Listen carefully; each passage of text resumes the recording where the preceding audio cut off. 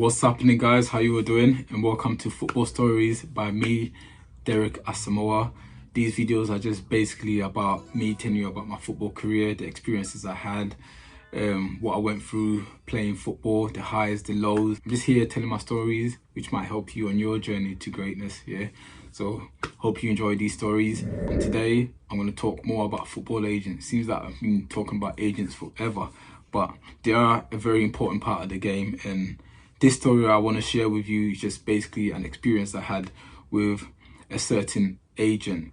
It was a bad experience, but at the same time, it was a very funny experience. It was a very funny moment, and it just shows you how the level of craziness some agents have and the level of deceitfulness. I'm not trying to scare you off football agents or anything like that. Football agents are very important in the game, and a lot of them, some of them have really set really high standard, and they work with integrity and honesty. And to all those agents that do salute, that do their job to their best of their ability, that put their players first, I salute you.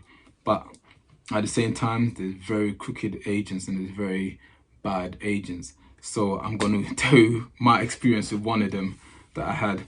Sorry again, it's going to get a bit complicated because I don't like to use teams and I don't like to use names and stuff like that. So just bear with me and try and follow the story as I tell you. Like I said, my first experience with a football agent wasn't the greatest, so I stopped signing contract, like long-term contracts with agent. I just go by signing, like, I forgot what the contract is called, but it's just basically I just signed to say this person is representing me for this deal, and after the deal he takes his money from the transfer, and we keep it moving. So we had that mutual understanding that I wasn't going to go behind his back. For example, if you find a club for me, I'll go to another agent for him to negotiate. No, that's not how it works. But I'll never ever be deceitful and let him do all the groundwork, and then I'll go to the club and say I don't have an agent. No, I'll always sign the contract that I need to sign, the paperwork that I need to sign for him to get paid and for everyone to be happy, because that's just how it should be. This situation happened when I was out of contract. I didn't have a club and I wanted a new challenge, and I get a phone call from this agent. So anyway, this agent calls me from the blue and says, I have a club from abroad that's interested in you. What do you think about it? So I was like, okay, sounds interesting, because at the moment I just finished my contract and trying to find a better club, or trying to find a suitable club for myself.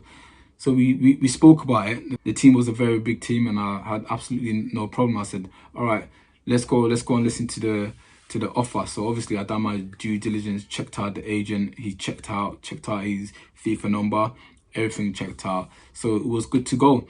So I flew out with him. We went out there, spoke to the club, facilities was good, the team was good, the manager sounds good, everything sounded good. So after he negotiated the contract with them, I went in to speak to the club, to speak to the chairman, and to explain, to see the contract for itself. And the contract, everything he said checked out, the contract was good. They were going to give me a sign-on fee. I'm not going to go too much into details, the figures and stuff, but they gave me a substantial transfer fee. But they wanted to pay me, give it to me in cash, like a paper bag, so to speak. So I was like, that's a bit weird. Why can't you just pay it to my bank account or whatever? So I just said, you know what? No problems. I don't have a problem with that. You can pay me this amount of money in cash. So after the contract was signed and everything, the chairman or the director, whoever it was, brought me my money that had a bag with me, one of those messenger bags with me. So I stuffed all the money in. Mind you, I've never seen this amount of money in my life. And at the same time, I've signed the contract, everything's good. So obviously I needed to come back to England the same day to come and gather my stuff, to get my stuff together, to say goodbye to certain people before I come and start my contract. So I'm going to the airport now, and I have all this money in my bag, thinking that it's cool. To be honest, I didn't know that there was restrictions to how much money that you can bring to another country and stuff like that. So when we got to the airport, the agent was like, Derek, you know you can't take this amount of money onto the plane. It's illegal. And I'm like, huh? Really? So I was like, okay, so what should I do?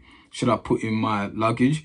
And he's like, no, don't put in your luggage, because sometimes people go through it when they check your bag before they put in the plane. Sometimes people will go through it, and if they see a lot of money, they might steal it, they might take it. And I was like, so what do you suggest? And he was telling me that there's a limit to the amount of money that you can take. So what you can do is split the money into 3. So you can put some of it in your luggage, okay? And then you can give me some of it and you can keep some of it. So when we get to England, you can, I don't even know why I'm telling this story so bad. When we get to England, I'll give you your money back, and you can, like, there's nothing illegal about that. So I said, do you know what? What's the worst that can happen? You know, we're getting on the plane together, and my brother is going to pick us up from the airport, because my brother agreed to take him, because he lived in London as well, to take him to his house. So I was thinking, I don't really know this guy too well, but at the end of the day, we're getting on the same plane, and we're getting on the same, we're going in the same car back to London from the airport. So what can go wrong? So anyway, get on the plane, split the money up, get on the plane. We fly over, we get to London now. We come out of the plane, go through border control, go through all the checks. Everything's fine. We come out of the airport, meet my brother, get in his car, we start driving. So on the way, I was like, Mr. Agent, I'm not going to say his name, Mr. Agent, is it all right if I have my money back now, please? So he said, yeah, sure, you can have your money back. So he starts going into his bag, looking for this money, he can't find it. Start going into his other bag, he can't find it. Starts going into his pocket, and he's like, I know I put the money here somewhere. Where can it be? He's like looking everywhere. Like, he started sweating and stuff. Where's the money? I can't find the money there. I can't find the money. So he's checking everywhere. He's checking even took his shoe off, checking his shoes. Like, there, I can't find the money. I don't know where this money is. So I'm like thinking, wait a minute. What do you mean you don't know where this money is? I gave you the money, you put it in your bag, you come to London, you're in this car, and you're telling me you don't have the money. What the hell's going on? Where's the money then? He's like, I don't know. I don't know. I checked everywhere. I don't know, Derek. I'm really sorry. It must have fell out, or something must have happened. So I'm thinking, what the hell's going on? So I'm bare confused, thinking this guy ain't got, the money's not on him. So I said, I told my brother, listen, pull over the house shoulder, pull over. We need to sort this out, because we're not driving anywhere until you give me my money. Pull over, Jay. So my brother pulls over. I'm not like, listen, where is my money? Realize that we are not going anywhere. This car's staying. We will stay here till midnight if you do not give me my money. Where is my money? This guy's like, I don't know, Derek, I don't know. So me and my brother started stripping him, started searching him, started stripping and searching. We can't find any money on this guy. Took his bag out the car, whipped it open, searched everywhere. We cannot find this money. So I'm thinking, what's going on? What the hell's going on? You know what I mean? So the only thing that I can think about is either one, he's telling the truth, which was highly impossible. I don't think he was telling, or two, he's done something crafty with the money, whether, I don't know how that money has disappeared from this guy. My head's starting to go crazy, like thinking, where's this money? Where's this money? Where's this guy hid the money? Like I said, we checked everywhere. We stripped him down. We checked everywhere you can put money. Trust me, we checked. We patted him down. We like proper, security check. You know what I mean? Proper. You know what I mean? But the money was not there. Guys, literally, I'm panicking. I'm like thinking, has this guy actually scammed me somehow? I just can't. I've checked in my bag. My money's there. Luckily, the money in the luggage is also there. But for whatever reason, somehow, the money I gave to you has vanished into thin air. Actually vanished into thin air. What's going on? So me and my brother are our minds just blown at how this illusion is possible, because it's impossible for this money to disappear like this.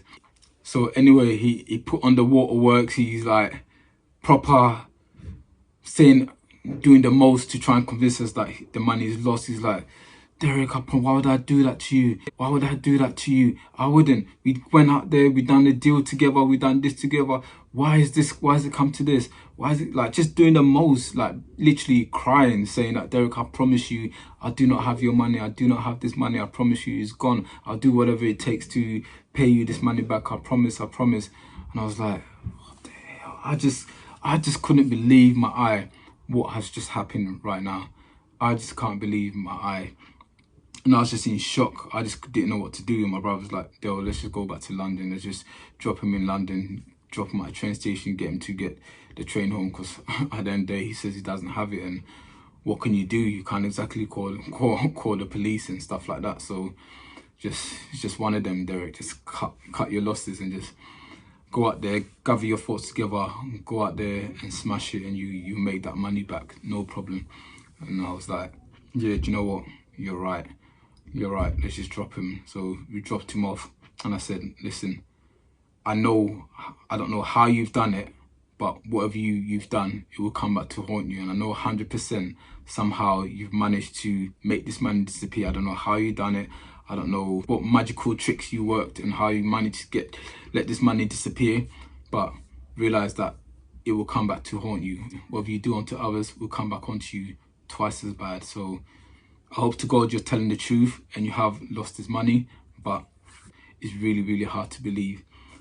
So anyway, we dropped him off, and me and my brother is just, I don't know, we're just laughing at the situation. At the same time, I'm vexed, I'm angry, because I had plans for this money, and I'm just in so much shock that how this agent could get away with it. And I just felt that we let him off too lightly. We should have, I don't know, I can't even say it on here, but it just wasn't right. My mind was we were just thinking about possible scenarios, what he could have done.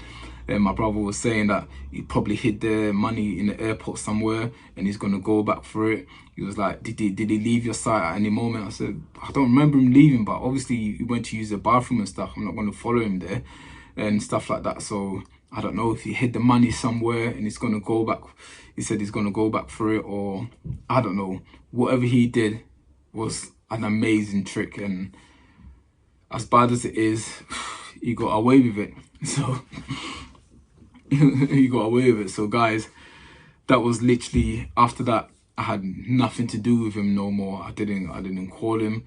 I just forgot about it, went about my football, and I had a great time playing football and made the money back. But it just goes to show how devious and how money hungry some of these football agents are. And again, salute to the honest and hard-working ones. I have so much respect for you. It's not an easy job, and you guys are doing an amazing job. But for the crooked ones, like this agent, I'm 100% sure, 100% that he stole that money. Whichever means he used to do it, I don't know, because there's no way money can disappear in your bag that was on you, that you zipped up, that was on you. There's no way that money could disappear. So so well done on stealing this money. But there you go. That was my funny story. Well, it's funny now, but at the time it was really, really serious. I can only laugh about it right now. But that was my funny story about an agent that I worked with. And yeah, so guys, again, be careful who you sign with, be careful who you deal with, and just keep your eye out. Some of these agents are like vultures. They just, you know what I mean? So just keep your eyes open, okay? Eyes, yeah. I hope you enjoyed this story, and I hope you don't have to go through nothing like that. But just keep your eyes open and like the video, leave comments or whatever suggestion you have where the money could have been, how he could have got away with it, where he could have hid the money. If you have any suggestions, you can let me know, because to this day I'm still thinking that, where did he hide the money? Where could this money have gone? So if you have your theory on where the money disappeared to, please leave in the comments, and hopefully I can put things to bed. And I can, like, I have put it to bed, but would just be good to hear your opinions on where the money could have been. Guys, that's my funny experience with an agent. Well, it's funny now, but it wasn't funny back then. But what can you do? That's life. Thanks for watching. Subscribe, and I'll see you in another video very shortly.